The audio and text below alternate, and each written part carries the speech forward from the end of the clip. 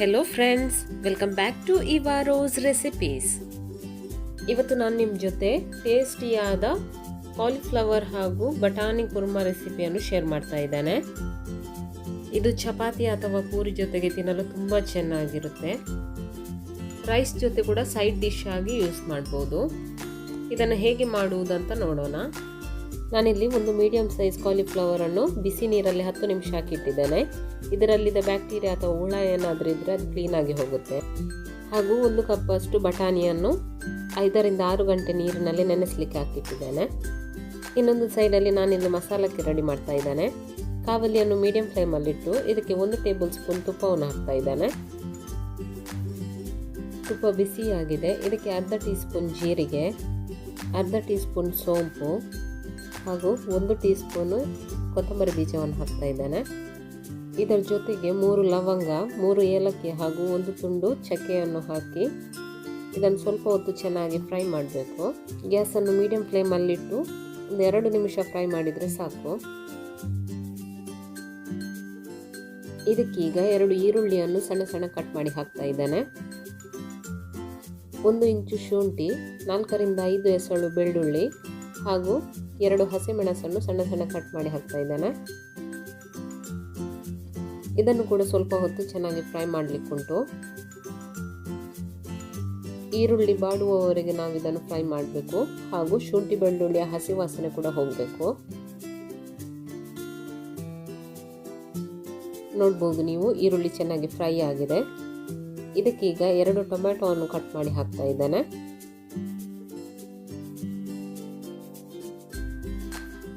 Tomato smooth ಆಗುವವರೆಗೆ ನಾವು ಇದನ್ನು ಫ್ರೈ ಮಾಡಬೇಕು.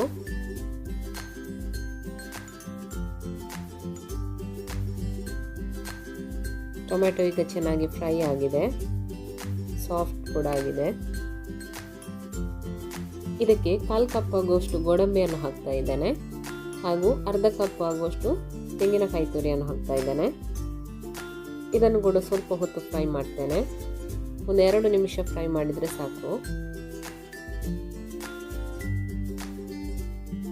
ಇದರ ಜೊತೆಗೆ ಸ್ವಲ್ಪ ಕೊತ್ತಂಬರಿ ಸೊಪ್ಪನ್ನು ಕೂಡ ಹಾಕ್ತಾ ಇದ್ದೇನೆ. ಕೊತ್ತಂಬರಿ ಸೊಪ್ಪು ಚೆನ್ನಾಗಿ ಬಾಡಬೇಕು, ಅಷ್ಟರವರೆಗೆ ನಾವು ಇದನ್ನು ಫ್ರೈ ಮಾಡೋಣ.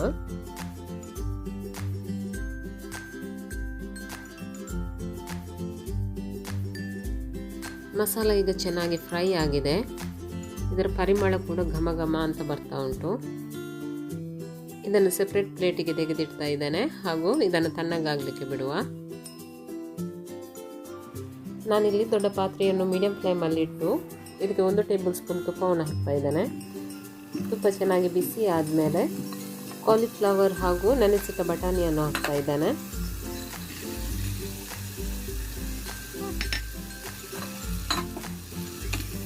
ಇದನ್ನು ಸ್ವಲ್ಪ ಹೊತ್ತು ತುಪ್ಪದಲ್ಲಿ ಚೆನ್ನಾಗಿ ಫ್ರೈ ಮಾಡ್ತಾ ಇದ್ದೇನೆ.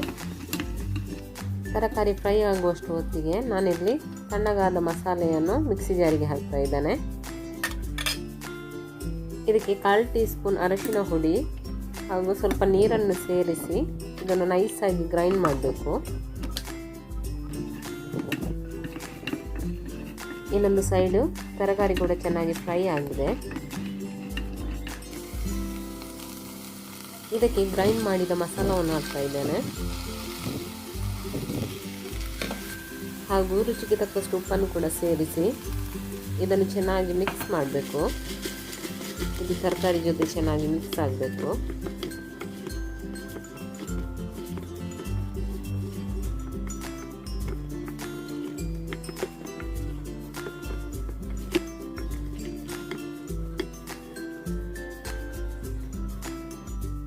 ಇದಕ್ಕೆ ಮಿಕ್ಸಿ ಜಾರ್ ತೊಳೆದ ನೀರನ್ನು ಕೂಡ ಹಾಕ್ತಾ ಇದ್ದೇನೆ.